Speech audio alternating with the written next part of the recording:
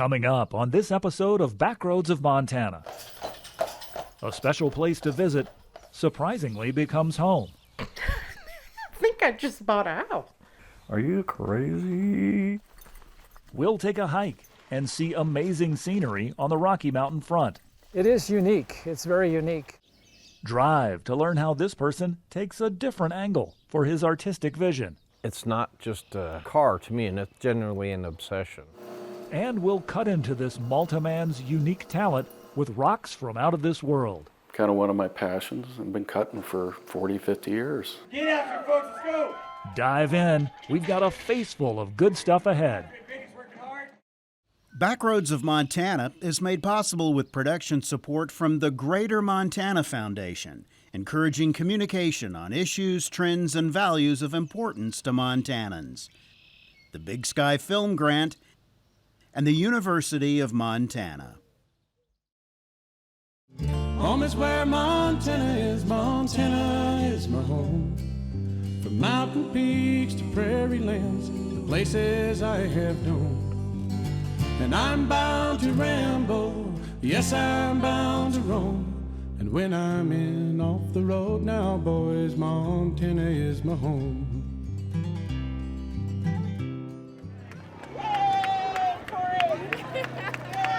Welcome to Backroads of Montana, where we love to shine a spotlight on the amazing people and places across our state. I'm John Twiggs, and on this episode, we're celebrating Montana's most beloved berry. The delicious Huckleberry draws thousands of people to the tiny town of Trout Creek in northwest Montana. Since 1979, the Huckleberry Festival blends a love for the fruit with local arts. During the program, we'll experience the color and pageantry, enjoy a variety of artistic expressions, and get a taste of what makes everyone so passionate about the huckleberry. In our first story, we meet a couple with a passion for a particular place. They never planned to be residents, but like the thousands of Virginia City settlers before them, an opportunity struck, and they couldn't refuse. Many people find the past alluring. You never know what's going to happen on a ghost tour. And worth preserving. It's just something you don't want to lose. You couldn't rebuild it. We're doing the priming right now, and then we'll start to paint. It's history, and you don't want to get rid of history. But few have been pulled into the past quite like Marilyn and Jeff Bomar. It's a long time ago.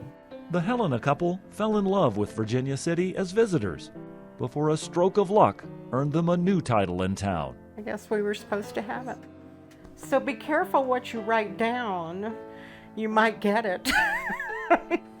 Jeff cherishes his memories visiting Virginia City as a kid. His souvenir poster adorns their bedroom wall. There was just so much to do, and then you didn't want to leave. I mean, it was a historic, oh boy, this is Old West, man. This is Old West. In 1990, he hoped it would have the same draw for his then girlfriend, Marilyn, and her two young sons. Jacob, move the vase. He made it very special to have a first family date, and the boys just loved it. We all know who that is.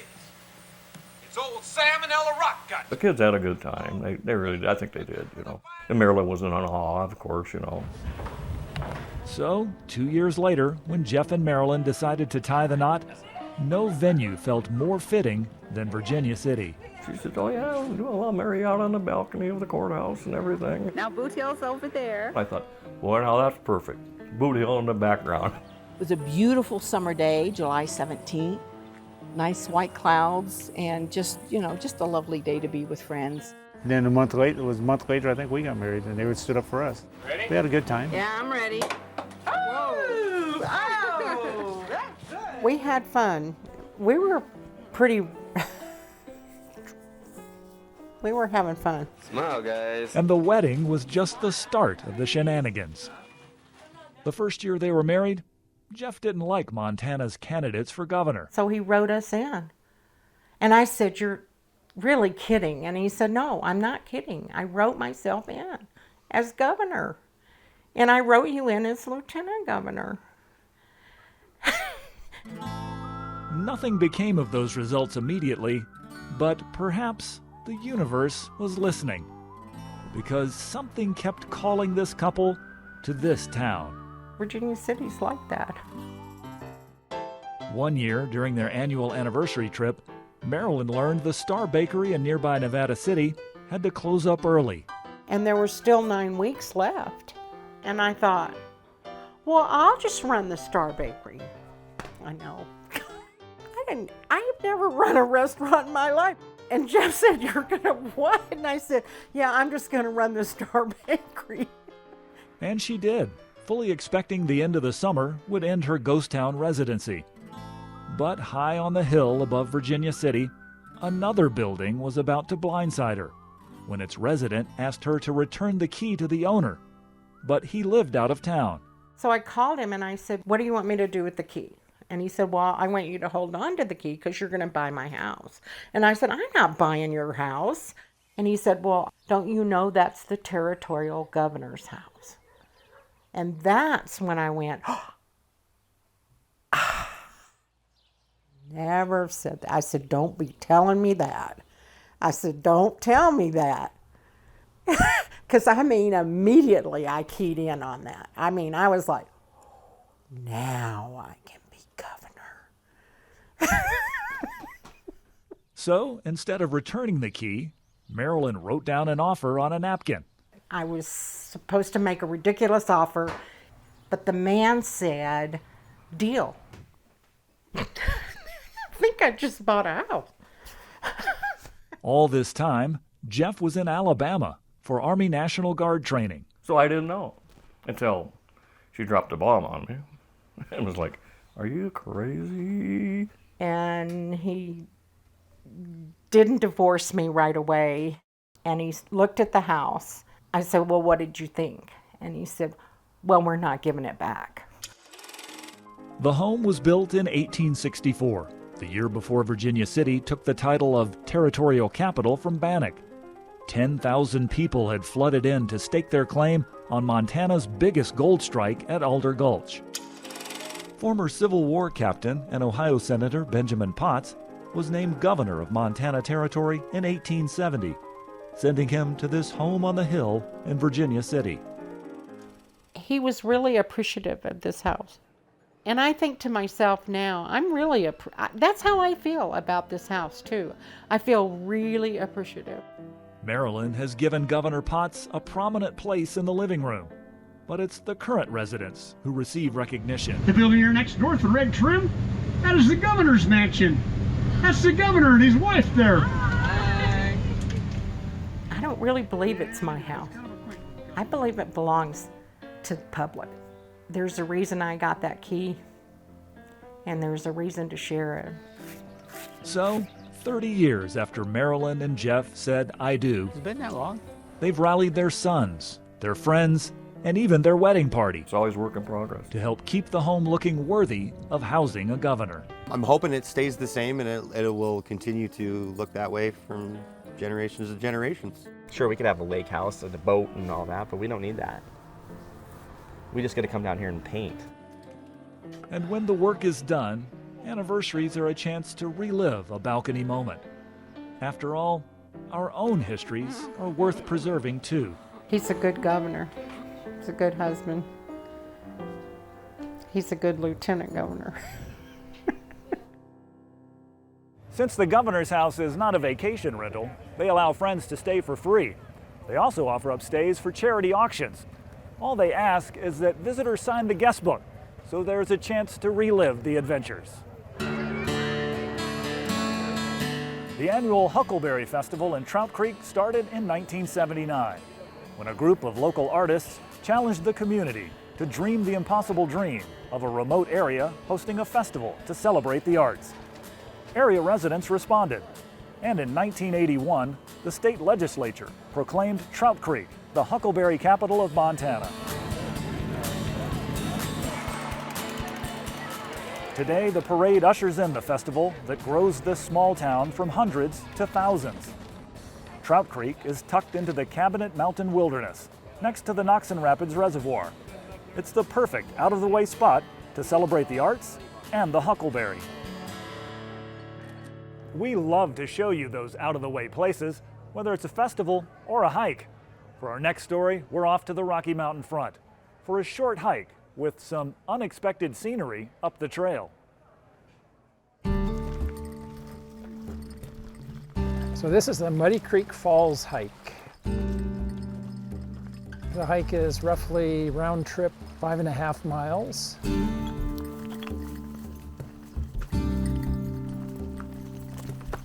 This one has very little elevation gain. It's hard to get lost. You just basically follow the stream. In places there's a trail, and some places there isn't. Hey, Bear. I think hiking is very therapeutic. I think it's physically it's good for us, and mentally it's very good for us as well. I think that part's underrated. So this is all Madison limestone, roughly 330 to 360 million years ago.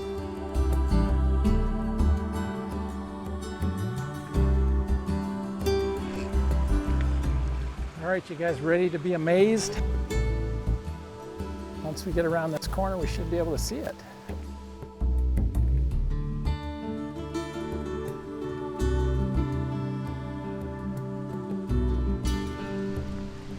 Oh, wow.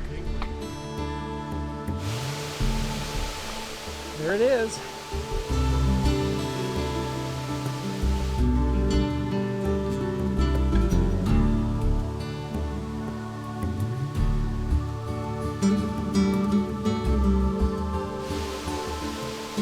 This is probably the coolest dead end you're ever going to find.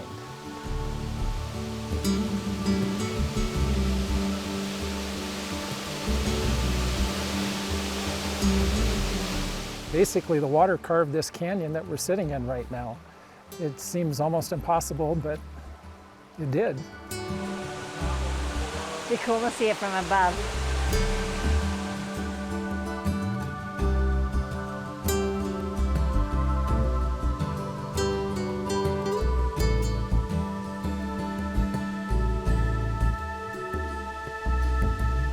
Muddy Creek Falls is actually not muddy here.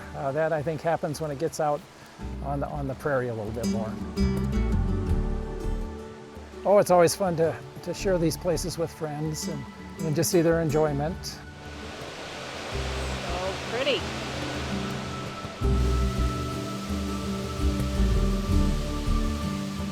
I've not seen a canyon like this anyplace else on the Rocky Mountain front. You know, there's some pretty great canyons in Montana, but this one is right up there with the best of them, I think.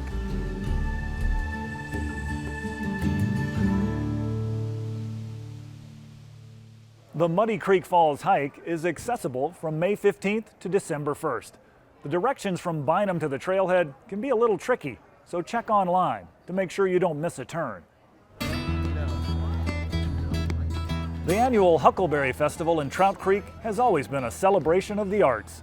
More than 100 local vendors are here offering handmade arts and crafts, woodwork, metalwork, pottery, and painting. Many of them sharing a purple flair. It all supports a vibrant local art scene. It's amazingly important. We have a lot of very talented artists here, but then we also have artists from all over the Northwest that come to our area to do this festival. We keep on trying to grow it more and bring more variety for everyone to come see. I mean, if it's purple and Huckleberry, we're all about it. So yeah, it's a lot of fun. Our next story features a different artistic vision, one that combines a passion for cars with a nod to a prehistoric monument. We traveled to South Central Montana to see one of the most unusual art installations in the state.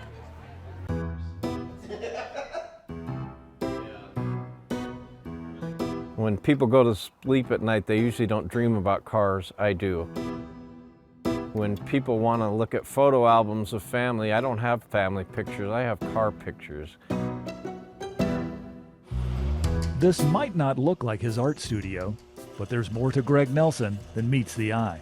I've always kind of grown up with the idea that you should be well-rounded and have a lot of different things that you can choose from, and the art has served me very well. Greg combined the artistic and the automotive, and his bathroom sink was just the beginning. I always wanted to do something spectacular. I really wanted to do something big.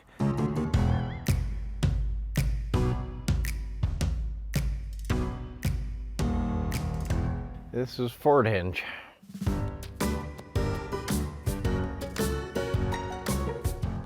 Because we have every car from 1950 to 1960 and they're all Ford products, so it is Ford Henge.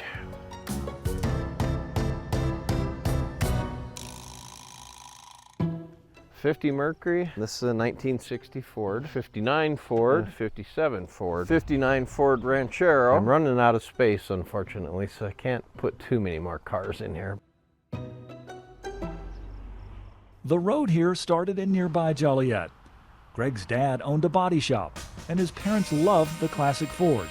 That's why when you see this symbol on a 1956 Ford. I've always had a fascination with cars from the 50s.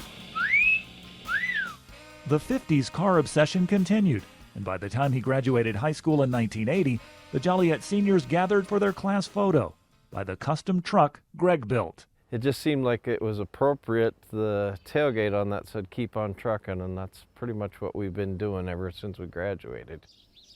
Greg's variety of jobs influenced this, from school teacher to auto body work, and of course studying art. But the inspiration for this project came from a trip to Nebraska and Henge, where the cars are supposed to look like stones to mimic the prehistoric monument in England. Here it's more about the cars are part of the art themselves. You've got natural patina and pieces missing and stuff rusted out. Stonehenge, they still don't know exactly what that was built for.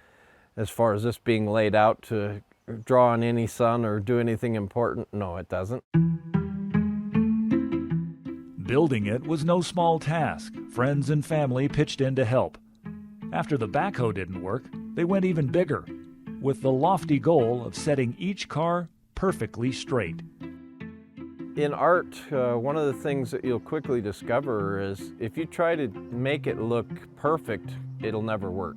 That 60 Ford just looks perfect the way it's sitting there, and originally it was supposed to be standing straight up.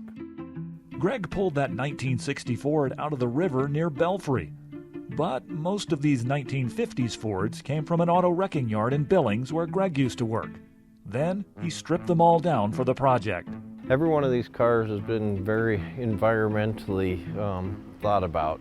Anything that's going to create a situation of oil leaking into the ground, I took care of.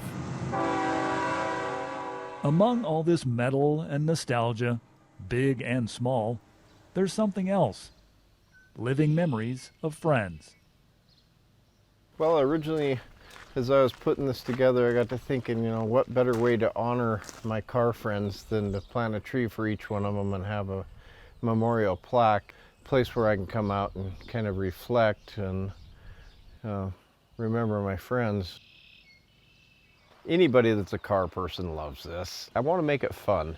It's a memorial garden, a sculpture garden, but I want people to drive through, and that's kind of what it's all about, is just to put a smile on somebody's face and then keep on their way. You can visit Greg's Ford Henge exhibit in Edgar any time of the year. He's always adding something new. His only request is for visitors to be respectful. You can look, but don't touch. The Huckleberry Festival in Trout Creek includes entertainment for all ages. Area musicians, young and old, perform throughout the weekend. There's lots to eat, starting with the Huckleberry Pancake Breakfast, put on by the volunteer firefighters. There's also plenty of food booths, all to benefit local nonprofits. And of course, the festival wouldn't be complete 3, 2, 1, get after it, folks, let's go! without a pie eating contest. All right, we got it. We're there. Now that's an appetite that's out of this world. Our final story takes us beyond the borders of Montana into outer space. We head to the High Line to see how one man turned his curiosity with the cosmos into a unique business. Oh, wire broke. As luck would have it, the day we visited Marlin Sills coincided with a rare mishap. That's a fatality. Wire broke. Marlin says the diamond-coated wire almost never snaps. So it's time to rewire, set the tension, and fire it up to continue slicing cross-sections of some special samples that traveled a long way to get here. People just have a natural interest in meteorites. Marlin included. There you go. But he's taken his interest much further than most people. Kind of one of my passions. Marlin cuts and polishes meteorites, primarily for dealers and private collectors. It's definitely out of this world. Definitely an unusual business. He's been cutting in his garage-turned-workshop for more than 40 years. I don't know anybody that's cut more meteorites than me. I mean, I have more meteorite dust in my lungs than anybody on the face of the planet. The most common samples are chondrites, primitive rocks formed during the beginning of the solar system that make up the asteroid belt. It's a piece of an asteroid that lies between the planets of Mars and Jupiter. More rare are lunar and Martian meteorites, chunks of debris ejected into space during large impact events. And it's basically still floating around out there until eventually it lands somewhere. Marlin's passion for space rocks was sparked by a shooting star when he was 9 years old. And I said, that's cool. I'd like to have that. And at age 16, he purchased his first meteorite. Every dime I had, I put into meteorites.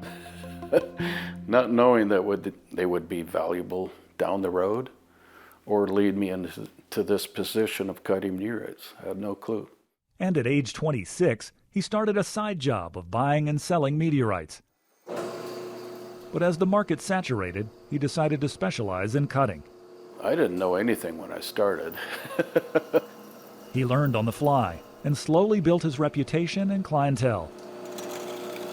Not to mention his assortment of equipment. And one saw turned into 2, then it turned into 3, then it turned into 9, 10. But too many buttons on this machine.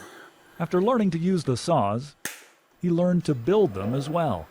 Wire saws are so expensive, I decided to build my own. The cutting process depends on a reliable saw. So it does all the work. Just set it, leave it. The polishing process is a bit more hands-on.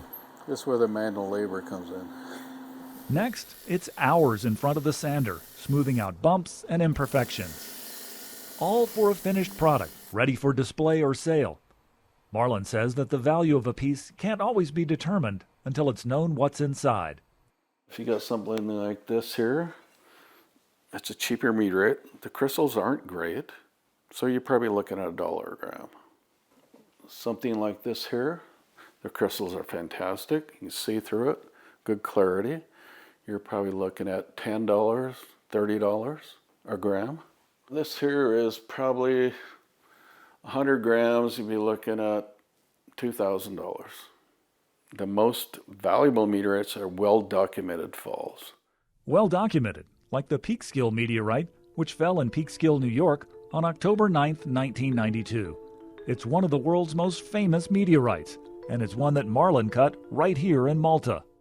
So when it actually entered the Earth's atmosphere, they were videotaping a football game. And you could actually see the meteorite streak through the sky because it was on videotape. It hit the ground. It hit so hard they thought the nuclear power plant blew up.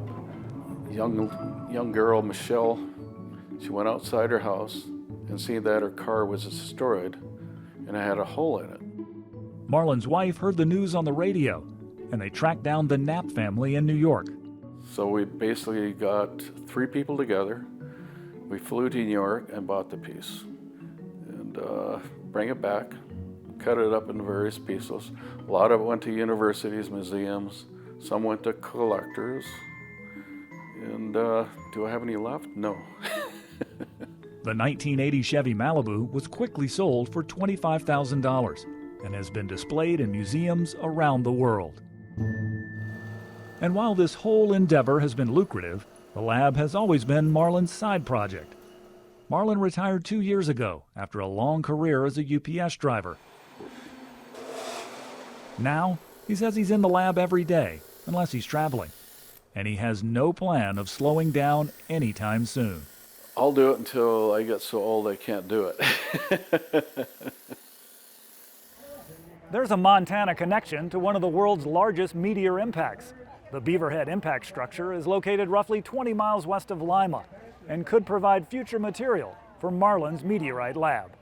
Well, that's all the time we have for this episode. We'd like to thank all the great volunteers and organizers of the Huckleberry Festival in Trout Creek. Make a note, it's scheduled for the second weekend in August each year. We love hearing your suggestions for great stories. If you've got an idea, share a message with us on our Facebook page. Or you can write to us at Backroads of Montana, University of Montana, Missoula, Montana, 59812. We've got more great stories to share and 2 lanes to travel. I'm John Twiggs, and we hope to see you out on the Backroads of Montana. Backroads of Montana is made possible with production support from the Greater Montana Foundation, encouraging communication on issues, trends, and values of importance to Montanans, the Big Sky Film Grant, and the University of Montana. Montana is my home. From mountain peaks to prairie lands, the places I have known. And I'm bound to ramble, yes, I'm bound to roam. And when I'm in off the road now, boys, Montana is my home. Coming in off the road now, boys, you know I'm heading home.